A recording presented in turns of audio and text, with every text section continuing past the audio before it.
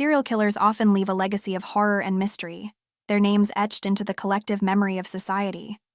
Names like Ted Bundy, John Wayne Gacy, and Jeffrey Dahmer evoke images of depravity and brutality. But there are others, less widely known yet equally terrifying, whose crimes are shrouded in layers of meticulous planning and cold-blooded execution. Israel Keyes is one such name, a name that might not be as famous, but whose calculated approach to murder and evasion left law enforcement baffled and communities across the United States in shock. This post unravels the chilling details of Israel Keyes' life, his heinous crimes, and the terrifying methods he used to stay one step ahead of the law for years. Early life. The making of a killer.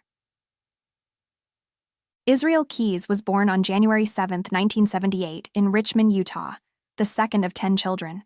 His family was devoutly religious, adhering to a strict Mormon doctrine, which later shifted towards a more radical belief system when they moved to a remote area in Washington state.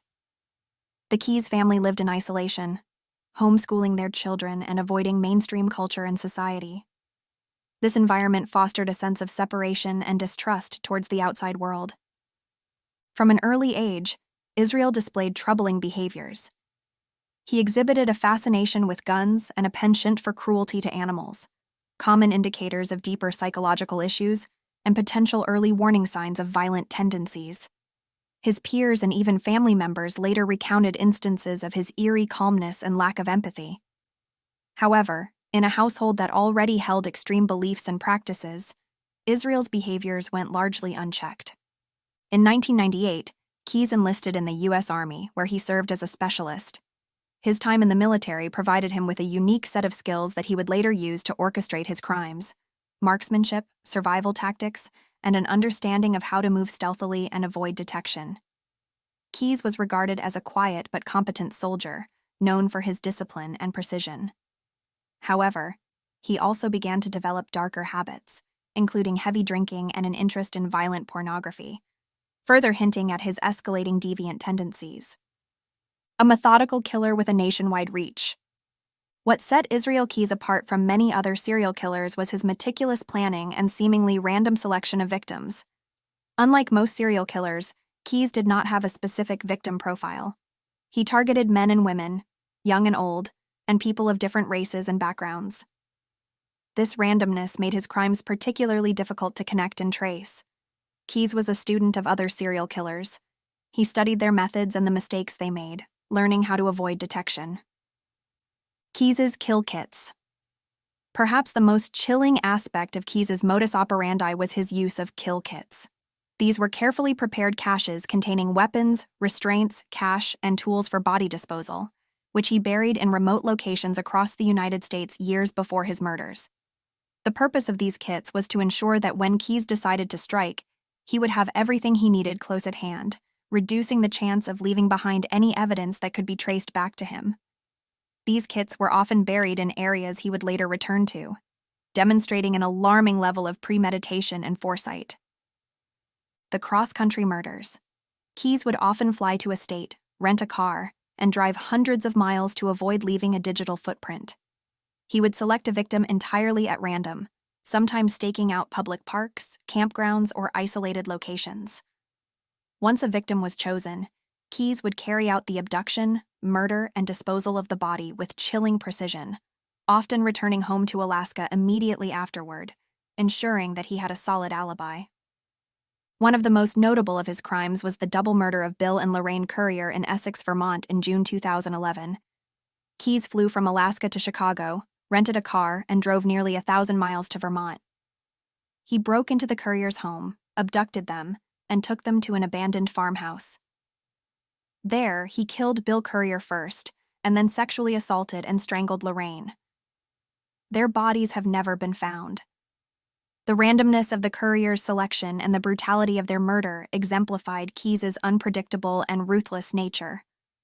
The investigation. Unraveling a ghost. Israel Keyes remained an enigma to law enforcement for years. His ability to move across state lines, his careful planning, and his lack of a specific victim profile made him almost impossible to trace. His crimes went undetected largely because they did not fit the typical patterns that law enforcement agencies look for when investigating serial homicides. The Samantha Koenig abduction. The breakthrough in the case came with the abduction of Samantha Koenig, an 18-year-old barista from Anchorage, Alaska, in February 2012. Keyes abducted her from her workplace, bound her, and took her to a remote shed on his property, where he later killed her. In a macabre twist, Keyes kept her body frozen and posed her with a newspaper to make it appear she was still alive. He sent a ransom note to her family demanding $30,000 for her safe return. This action was out of character for Keyes, who had previously killed without seeking any form of financial gain or attention, and it was this mistake that ultimately led to his downfall. Tracing the ATM withdrawals. Keyes used Samantha Koenig's debit card to withdraw money from several ATMs across different states, providing a digital trail that allowed the FBI to track his movements. He was captured on surveillance cameras in Arizona, New Mexico, and Texas, and the withdrawal patterns indicated that he was traveling by car. This was a critical error on Keyes' part, as it left a traceable path for law enforcement. On March 13, 2012, Keyes was arrested in Lufkin, Texas, after a routine traffic stop. Inside his car, police found Koenig's debit card, her cell phone, a gun, and a disguise consisting of a hooded sweatshirt and sunglasses. Keyes was initially charged with access device fraud, but as the evidence against him mounted, he began to talk. The interrogation. A glimpse into a disturbed mind.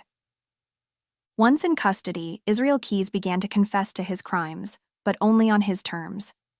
He confessed to the murders of Bill and Lorraine Currier and provided details about Samantha Koenig's abduction and murder. However, Keyes remained elusive about the true extent of his crimes. He hinted at other murders but refused to provide names, locations, or dates, toying with investigators and revealing only enough to keep them interested. Psychological profile. Keyes' interviews revealed a complex and chilling psychological profile. He was highly intelligent and well-versed in criminal behavior, having studied the tactics of law enforcement and other serial killers. Keyes was methodical and disciplined, displaying a cold detachment when discussing his crimes. He described killing as something he had fantasized about from a young age, referring to it as a need or urge that he could not resist. He also demonstrated an ability to compartmentalize his life, maintaining a veneer of normalcy while engaging in violent criminal behavior. His confessions were often marked by a disturbing lack of remorse and a willingness to boast about his ability to evade capture. Keyes was also highly manipulative, using his knowledge of criminal investigations to his advantage. He would withhold information and make cryptic statements, all while gauging the reactions of his interrogators. This manipulation extended to his personal life as well. Those who knew him described him as charming, articulate, and even likable, traits he used to mask his violent tendencies. A calculated end. Despite the wealth of information Keyes could have provided, he decided to end his own life on December 2, 2012. He was found dead in his cell from self-inflicted wrist cuts and strangulation. His suicide was meticulously planned, much like his crimes, and he left behind a note filled with disturbing and cryptic statements. His death robbed many families of the closure they so desperately sought and left law enforcement with more questions than answers. The legacy of Israel Keyes. A case that still haunts investigators. Israel Keyes' death left a haunting legacy. His case remains one of the most perplexing and disturbing in the annals of American crime, characterized by a lack of motive, a random selection of victims, and a methodical approach that defied traditional profiling. Even after his death, Keyes continued to torment law enforcement and the families of his victims with the possibility of undiscovered crimes. Unanswered questions. One of the most troubling aspects of the Keyes case is the number of potential victims who have never been identified. Keyes claimed to have committed multiple murders, yet only a handful have been confirmed. The true number of his victims remains a mystery, as does the location of their remains. Some believe that Keyes may have buried bodies in remote locations, possibly in areas where he had previously buried his kill kits. Keyes' methods and impact on criminal profiling. Israel Keyes' crimes have had a significant impact on the way law enforcement approaches serial killers. His ability to remain undetected for so long and his methodical approach to murder have forced a reevaluation of traditional profiling methods. His case has highlighted the need for more sophisticated data analysis and cross-jurisdictional cooperation to track and capture mobile killers who do not fit conventional molds. Keyes' case also underscores the importance of looking beyond typical serial killer profiles.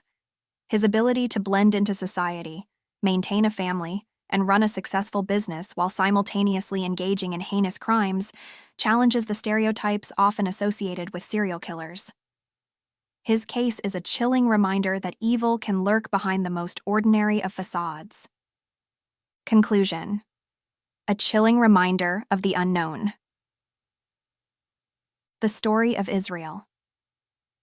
Keyes is a chilling reminder of the darker side of human nature and the capacity for evil that can reside in those who walk among us. His crimes, marked by meticulous planning, a lack of motive, and a terrifying randomness, defy easy categorization and continue to baffle investigators. As law enforcement continues to piece together the fragments of his life and the extent of his crimes, the legacy of Israel Keyes serves as a stark reminder of the mysteries that still lurk in the shadows. As the investigation into his crimes remains ongoing, one can only hope that further discoveries will bring closure to the families of his victims and shed light on the true extent of his depravity. Until then, the name Israel Keyes remains etched in the annals of true crime, a symbol of calculated evil and a haunting question mark that may never fully be answered.